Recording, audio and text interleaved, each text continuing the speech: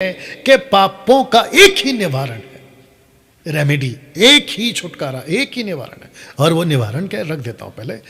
Acts chapter 4 verse 12 लिखा है, किसी दूसरे के द्वारा उद्धार नहीं, क्योंकि स्वर्ग के नीचे मनुष्यों में कोई दूसरा नाम नहीं दिया गया जिसके द्वारा उद्धार पा सके, जिसके द्वारा उद्धार पा सके। बताइए दोस्तों, ये बहुत गंभीर विषय है, ये बहुत बड़ा विषय है। आप माउंट एवरेस्ट पे चढ़ सकते हो, आप चांद पे जाके अपने लिए प्रॉपर्टी खरीद सकते हो, मुमकिन है। आप दुनिया के करोड़पति, मिलियन, बिलियन, ट्रिलियन कमा सकते हो, संभव है।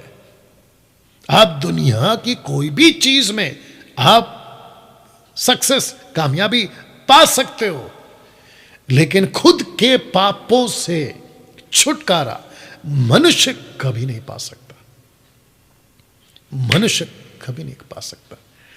कितना लहू बहा दूं बलिदान के रूप में डैनियल भाई, क्या मेरे पाप माफ होंगे? नहीं होगा। कितने रुपए खर्च कर दूं कर्म करने के नाम पे, पुण्य कमाने के लिए, क्या उससे पाप माफ होंगे? बिल्कुल नहीं होगा। मैं ऐसा कौन सा पानी में डूबूं 7 बार, 14 बार, 26 बार, पता नहीं कितनी बार, क्या उससे मेरे पाप धुल जाएंगे? बिल्कुल नहीं। कैसे छुटकारा मिलेगा? रख रहा हूं निवारण। रोमियो की किताब उसका 10:9, the book of Roman chapter 10 verse 9 लिखा है कि यदि तो अपने मुंह से यीशु को प्रभु जानकर अंगीकार करे, अपने मन से विश्वास करे कि परमेश्वर ने उसे मरे हुए में से जिलाया, तो तू निश्चय उद्धार पाएगा। ये शब्द है ना, मरे हुए में से जिला, इसका मतलब है कि कोई आपके बिहाफ में मरा, क्योंकि आप पापी थे। इसलिए लिखा है कि आकाश के नीचे यानी कि पृथ्वी पर मानव जाति के लिए कोई दूसरा नाम नहीं दिया गया, क्योंकि स्वर्ग के नीचे, under the sky, under the heavens, नहीं दिया गया। क्यों? वजह है ये, क्योंकि कोई आपके लिए मरा।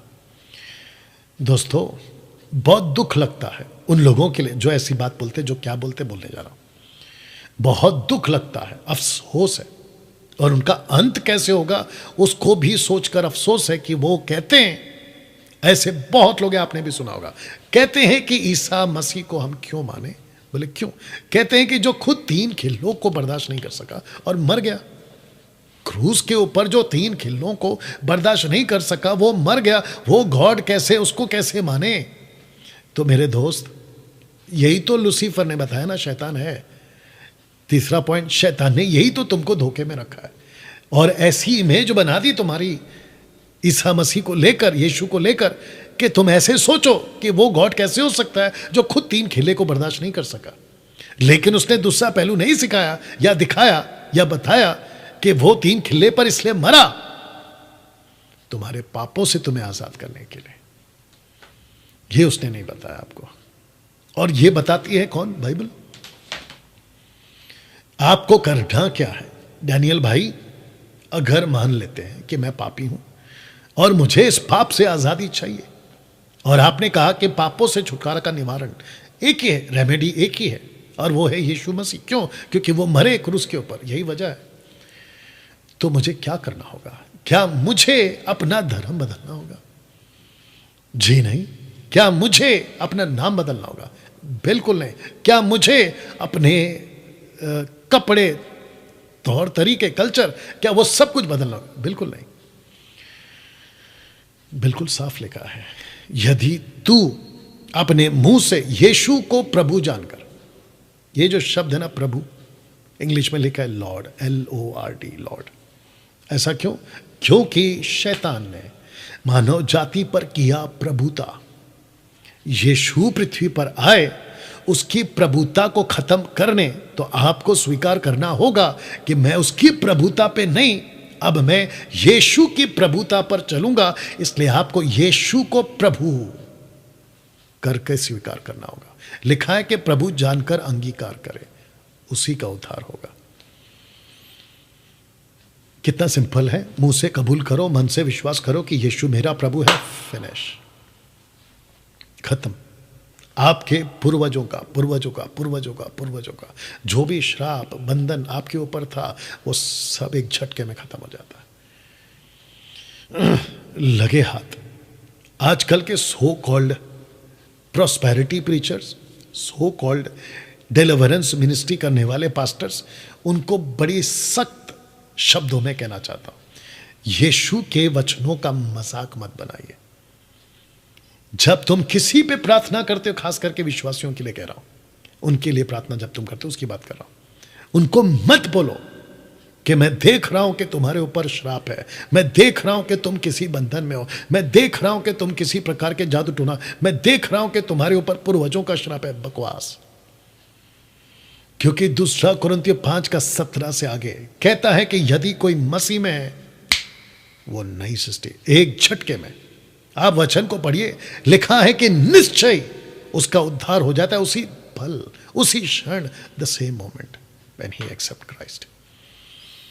बताइए। और खास करके उन सभी लोगों को जो ऐसे पास्टरों के पास जाते हैं या ऐसे सेवकों के पास जाते हैं जो खुद को सो कॉल्ड बाबा बनाकर बैठे हैं, उनके धोखे में मत रहिए, उनके चक्कर में मत पड़िए और अपना लाखों रुपया उसके पीछे मत बर्बाद करो। वो तुमको उल्लू बना रहा है। ये भी कहना चाहूंगा साथ में, अपनी अकल लगाओ, बाइबल पढ़ो।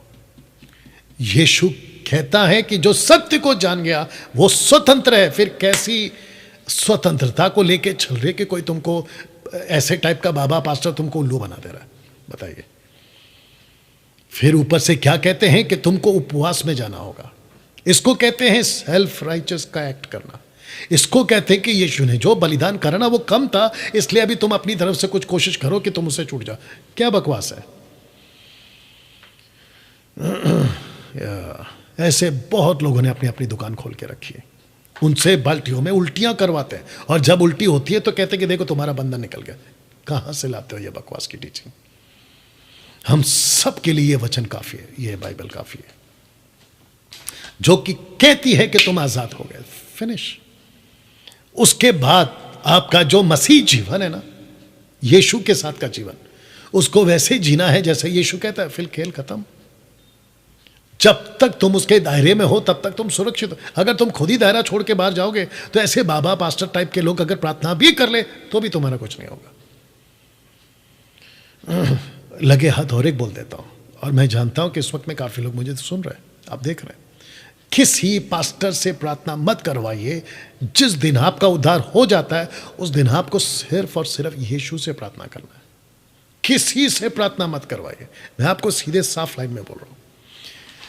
ऐसा एक भी स्क्रिप्चर आपको नहीं मिलेगा कि जहां किसी ने विश्वासी बनने के बाद किसी सेवक को कहा हो कि मेरे लिए प्रार्थना कर दो, मेरी आज तबीयत ठीक नहीं है, मेरा ये प्रॉब्लम है, मेरा वो प्रॉब्लम। आपको नहीं मिलेगा। डंके की चोट पे बोल रहा हूं। जिस किसी ने भी प्रार्थना करवाई है ना, या तो सेविकाई के लिए करवाई है, उन्होंने अगर उपवास और प्रार्थना भी किया ना तो मिशन काम के लिए किया, मिशनरी काम के लिए। वो चाहे पौलुस की बातें हो कुलुस्सियों की किताब 4 अध्याय वचन 3 में कि मेरे लिए प्रार्थना करो कि परमेश्वर द्वार खोल दे। अगर पतरस ने खड़े होकर एक्ट चैप्टर 4 में अगर प्रार्थना करिए 25, 26, 27 वचन में, तो कहता है कि प्रार्थना करता हूं कि हमको वो ताकत दे कि हम बड़े ताकत से तेरा वचन सुनाए। अगर आप मुझे याकूब की किताब उसका 5वां अध्याय वचन 13, 14, 15 रखोगे ना तो फिर उसका कॉन्टेक्स्ट गलत है, क्योंकि वहां पर आप विश्वासियों की बात हो रही है, विश्वासियों की बात नहीं हो रही है। धर्मी जन के प्रार्थना के प्रभाव से बहुत कुछ हो सकता है। एलिया कौन था? धर्मी। आप कौन है? एलिया से भी ज्यादा धर्मी। क्यों? क्योंकि आपके अंदर जो धार्मिकता है वो व्यवस्था की नहीं, आपके अंदर जो धार्मिकता है वो यीशु की धार्मिकता है। तो सबसे बड़ी धार्मिकता किसकी हुई? यीशु की। सोच के देखिए आप। अच्छा, जब ये मोटिवेशनल और पावर मिनिस्ट्री टाइप के लोग जब प्रीचिंग करते हैं ना, तो ये आपको क्या कहते हैं कि तुम अलौकिक हो, तुम सामर्थ्य हो, तुम परमेश्वर की रचना हो, पता नहीं क्या क्या बोलते हैं। कहते हैं कि तुम्हारे अंदर परमेश्वर बसता है, तुम परमेश्वर के बेटा बेटी हो। तो जब तुम इतना कुछ हो तो उनके पीछे क्यों भागते हो? जिसने तुमको सब कुछ बनाया उसके पीछे क्यों नहीं भागते? बताइए।